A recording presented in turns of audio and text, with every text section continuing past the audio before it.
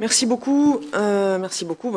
Ce matin, nous avons le plaisir, avec mes collègues, donc Jean-Marie Cavada, Pascal Durand, qui devraient nous rejoindre, au nom de l'équipe de négociation du Parlement, de vous annoncer qu'on a trouvé hier soir un accord en trilogue sur la directive sur la protection des lanceurs d'alerte.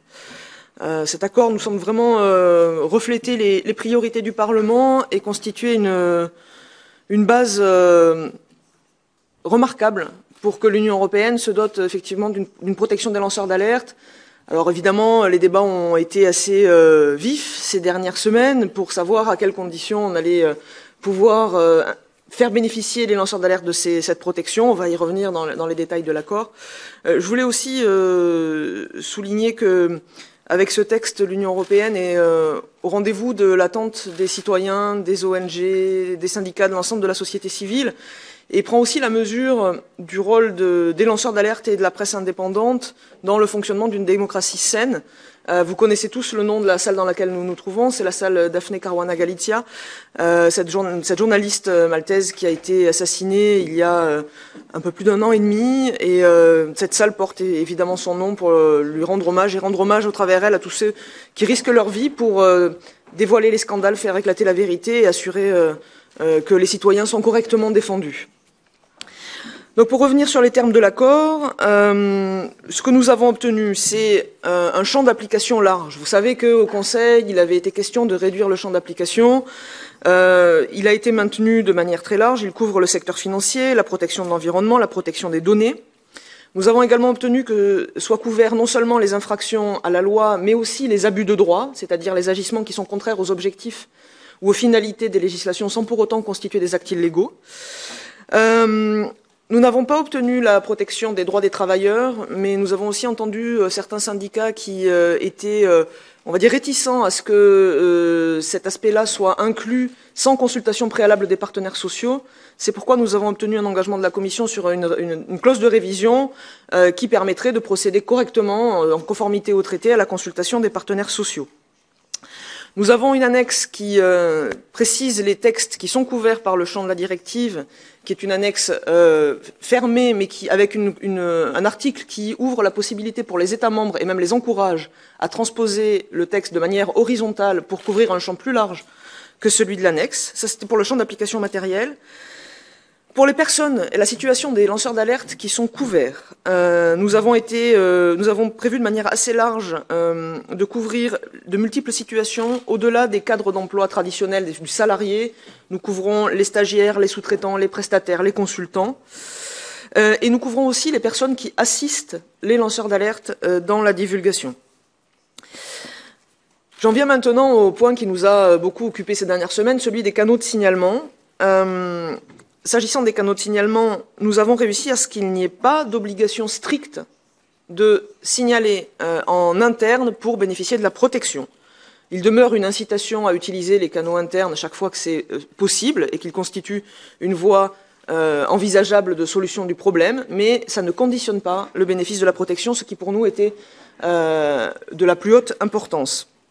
La divulgation est publique, elle est permise dans des cas exceptionnels, en cas d'urgence, en cas de péril irréversible ou en cas de dysfonctionnement manifeste du canal externe.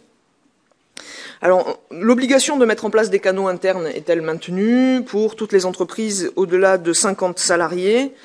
Pour les entreprises de taille moyenne, elles bénéficient d'un délai supplémentaire pour se mettre en conformité avec les objectifs de la directive, avec 2 ans supplémentaires pour les entreprises moyennes. Nous avons ouvert la possibilité pour les États membres de mettre en place une autorité compétente unique pour orienter les lanceurs d'alerte. Nous avons effectivement obtenu aussi que dans la protection légale qui s'attache aux lanceurs d'alerte, d'éventuelles clauses de confidentialité ou d'éventuelles obligations de confidentialité ne soient pas opposables aux lanceurs d'alerte pour remettre en question la légitimité de leur divulgation. Nous avons également obtenu le renversement de la charge de la preuve s'agissant des représailles, c'est-à-dire qu'il appartiendra désormais au potentiel auteur de représailles de démontrer qu'il ne s'agit pas de représailles mais bien de mesures qui ont une autre raison d'être. Certains domaines restent exclus, mais sont bien circonscrits, restent exclus des possibilités de signalement, tout ce qui relève de la défense et de la sécurité de l'État, ainsi que les informations classifiées. Voilà pour le détail de l'accord. Je vais passer rapidement la parole à mon collègue Jean-Marie Cavada et on sera bien sûr à l'écoute de vos questions. Merci Virginie, mesdames, messieurs. Je voudrais juste, après avoir écouté le contenu de l'accord, vous avez maintenant une notion exacte de ce que ce texte prévoit. Je voudrais juste dire une chose. L'Europe, avec ce texte, se dote d'un moyen de protection qui permet à des individus de faire le travail que des collectivités, des États ou des groupements d'intérêt devraient faire eux-mêmes. Et on sait très bien que dans beaucoup de cas, la nécessité des lanceurs d'alerte dans notre société est devenue une évidence, sans parler même des lancements d'alerte en Europe, et pourtant il y en a. Est-ce que j'ai besoin de vous rappeler qu'on a appris par M. Snowden que les services spéciaux américains avaient entrepris une vaste opération d'espionnage mondiale, y compris au niveau des dirigeants, et que si cet homme qui est maintenant persécuté et condamné pour un bien long moment à être hors de chez lui, à être protégé d'une manière ou d'une autre, n'avait pas expliqué cette affaire, nous ne le saurions pas, et même pas les services des pays, des gouvernements nationaux, lesquels le service d'ailleurs apparemment ne savait pas, ou en tout cas ne l'ont pas dit, que leurs dirigeants eux-mêmes ou les principales personnalités avaient été victimes d'un espionnage massif. Certains pays d'Europe, notamment du Nord, vous le savez, ont des dispositifs de protection. Et maintenant, ce texte général va s'appliquer à l'ensemble des pays, ce qui fait que je dirais que dans cette législature, après le règlement général de la protection des données personnelles, qui a fait l'objet de beaucoup de commentaires et qui est très efficace pour l'instant, eh bien, l'Europe poursuit son chemin de protection des libertés individuelles ou collectives, et je mets dans les libertés collectives, naturellement, la protection des individus, le signalement et les dénoncements des délits ou des actes très graves qui seraient commis contre l'intérêt général. Le détail du texte me semble satisfaisant. Il n'a pas toujours été facile, Virginie l'a dit, et nous avons aidé la rapporteure, qui a d'ailleurs travaillé avec je le dis très clairement, avec beaucoup de méthodes. Nous avons aidé, en tout cas en ce qui concerne mon groupe, à jouer un rôle central de rassemblement pour que son ambition, notre ambition collective, puisse arriver. Franchement, j'ai pas l'habitude d'être extraordinairement content, mais là, je suis plutôt assez content parce que c'est vraiment un bon texte. Et les équipes techniques qui ont travaillé sans relâche dans cette affaire nous ont permis d'avancer au moins autant que nos propres personnes n'ont pu le faire en termes de poids politique. Donc, au moins là, l'Europe mérite de s'appeler l'Europe et son projet mérite d'être poursuivi. Un petit mot pour retourner effectivement les remerciements à Jean-Marie, à Pascal, à l'ensemble de l'équipe de négociation du Parlement. C'est vrai que le Parlement a négocié de manière extrêmement soudée et cohérente sur ce texte qui, je pense, explique aussi la qualité de l'accord obtenu, et puis m'associer aux remerciements qui ont été faits aux équipes qui ont travaillé d'arrache-pied pendant plusieurs mois pour parvenir à cet accord dont je pense qu'on est tous très satisfaits. Merci beaucoup. Est-ce qu'il y a des questions? Oui, tout de suite, ici.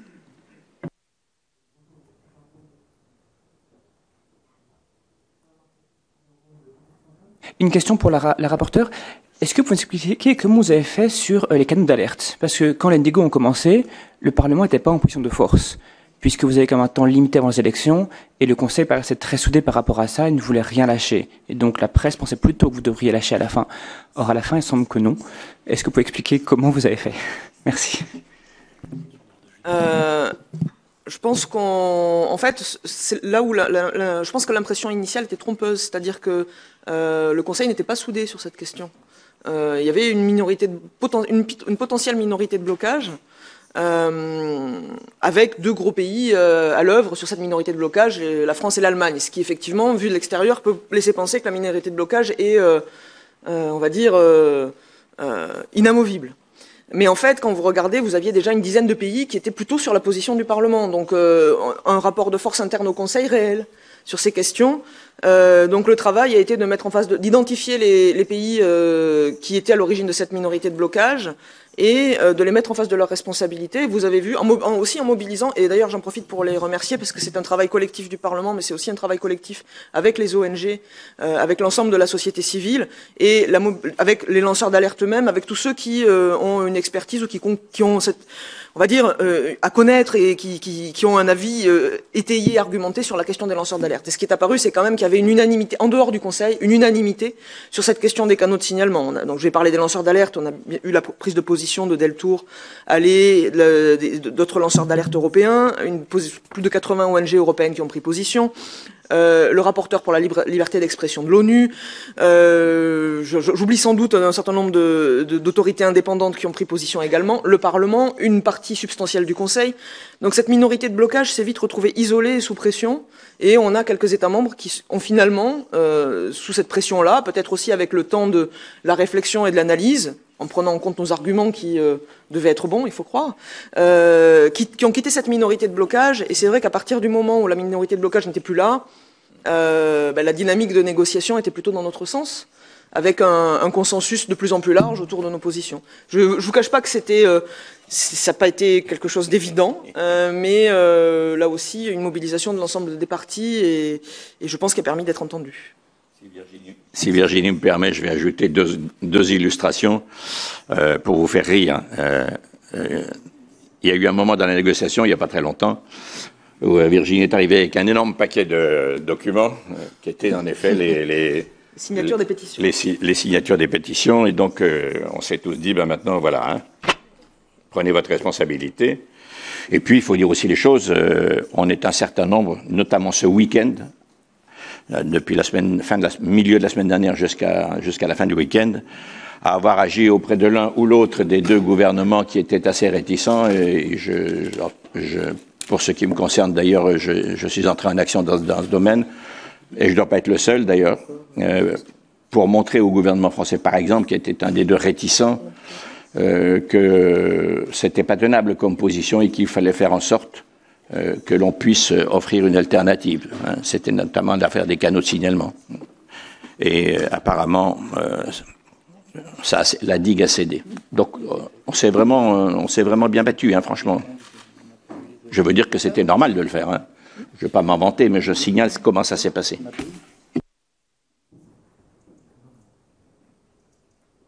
Est-ce qu'il y a d'autres questions? Oui.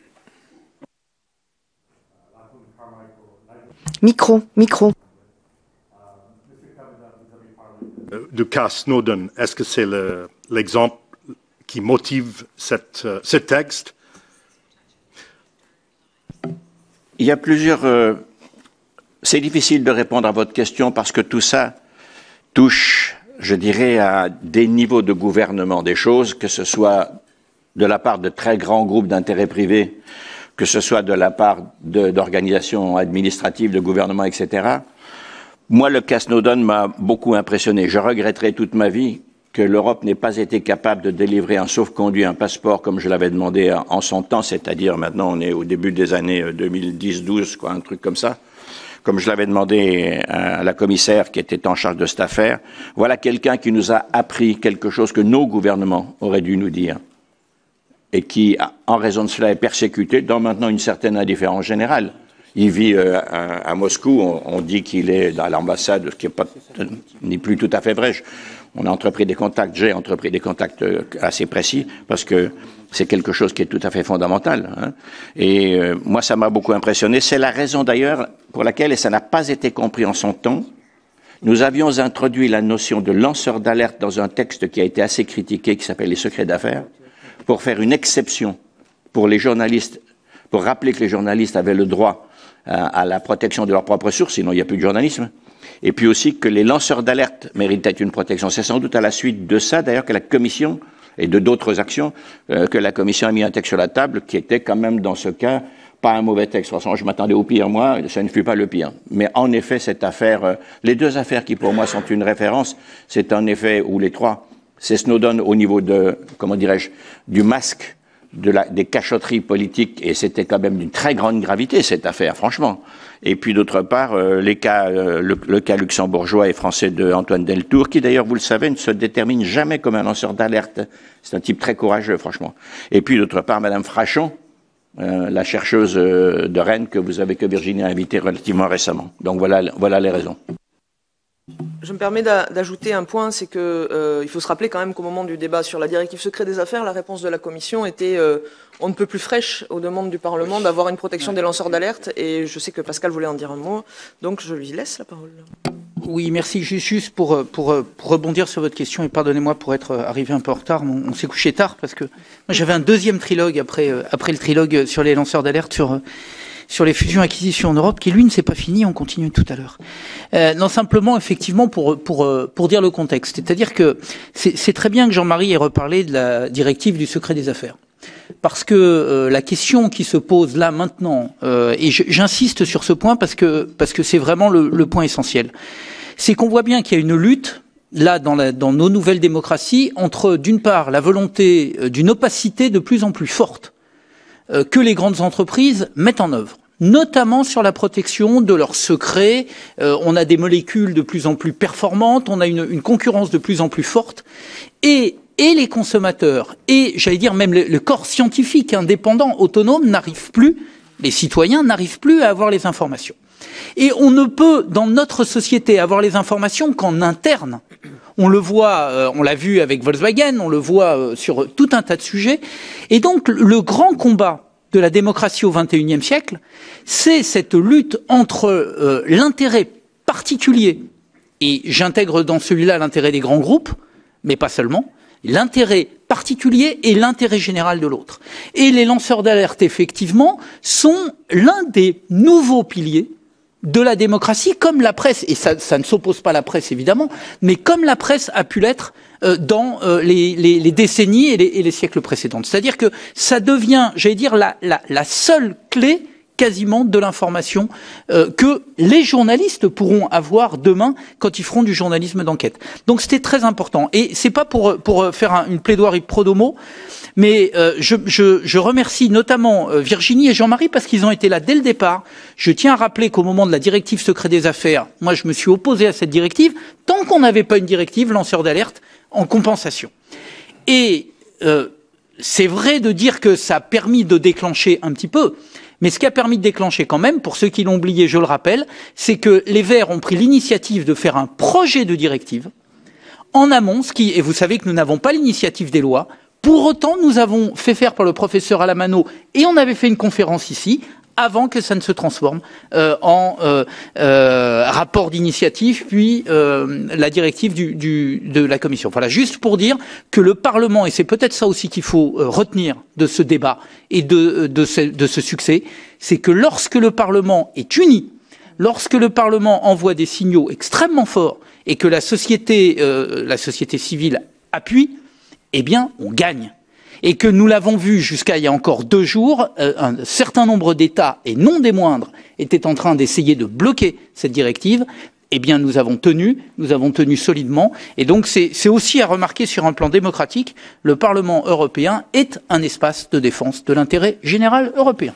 Il faut ajouter une seule phrase. La démonstration que vient de faire Pascal montre à l'évidence que dans la prochaine législature, on ne pourra pas éviter de poser la question des pouvoirs d'initiative législative du Parlement. Parce qu'un certain nombre de catastrophes ont traîné dans leurs solutions, dans leurs résolutions, parce que nous n'avons pas l'initiative législative. C'est le dernier pas qu'il faudrait que nous puissions faire. Oui, c'est vrai que sur ce texte des lanceurs d'alerte, on a réussi à le boucler avant la fin du mandat, mais c'est un peu in extremis. Donc effectivement, si on a vu le pouvoir, la capacité d'initiative, sans doute qu'on aurait pu avoir un peu plus de marge de manœuvre pour négocier autrement. On a le temps peut-être d'une dernière question, petite question, s'il y en a. Ce n'est pas le... Ok, petite, hein, parce qu'il y a une autre conférence de presse, c'est pour ça, c'est pas... Okay. Sur les canaux internes et externes, donc, il y a un considérant qui encourage l'usage des canaux internes en premier, mais dans le texte, dans le reste du texte, il y a un truc... Et deuxièmement, en termes de procédure, je comprends qu'il y a une version qui sera votée en avril, mais il faut une version corrigée après, à la prochaine législature. Pardon. Vous voterez le texte en avril en plénière, mais il faudra une version corrigée après la prochaine législature, je suppose. Il y aura potentiellement un vote, effectivement, pour valider le travail des juristes linguistes. Mais bon, le vote sera avant la fin de ce mandat, fort heureusement. Effectivement, sur ce qui est des canaux, donc l'article qui définit les conditions pour bénéficier de la protection indique que les personnes qui bénéficient de la protection ont soit signalé de manière interne en fonction de l'article qui définit les conditions de signalement interne, soit signalé de manière externe en fonction des conditions donc de l'article qui définit le signalement externe et qui n'introduit pas de limitation sur le recours préalable à un signalement interne ou une divulgation publique aux conditions de l'article qui définit la divulgation publique. Donc on voit bien qu'on a les mêmes, conditions pour bénéficier de la protection, et donc pour vous redonner ce qui figure sur les conditions du signalement externe pour bénéficier de la protection. Il y a absolument, effectivement, donc c'est l'article 5 bis, vous verrez, du compromis, les conditions donc pour signaler de manière externe n'incluent pas de recours préalable au canal interne, ce qui fait que le signalement externe, à lui tout seul, ouvre la protection au titre de cette directive. Par contre, effectivement, un considérant précise que le canal interne est le canal adapté dans une majorité de cas pour pouvoir résoudre une partie des problèmes rencontrés à l'intérieur d'une organisation.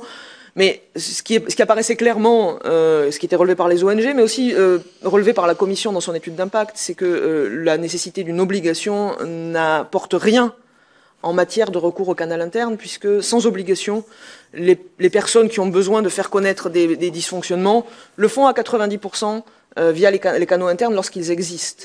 Et lorsqu'ils ne les utilisent pas, c'est qu'il y a des éléments importants qui font qu'ils considèrent que ça n'est pas le canal adapté, et ça nous paraissait évidemment totalement contre-productif de vouloir en faire une condition limitative de la protection, puisque ce sont ces cas-là qui sont les plus graves et qui nécessitent de fait d'être protégés.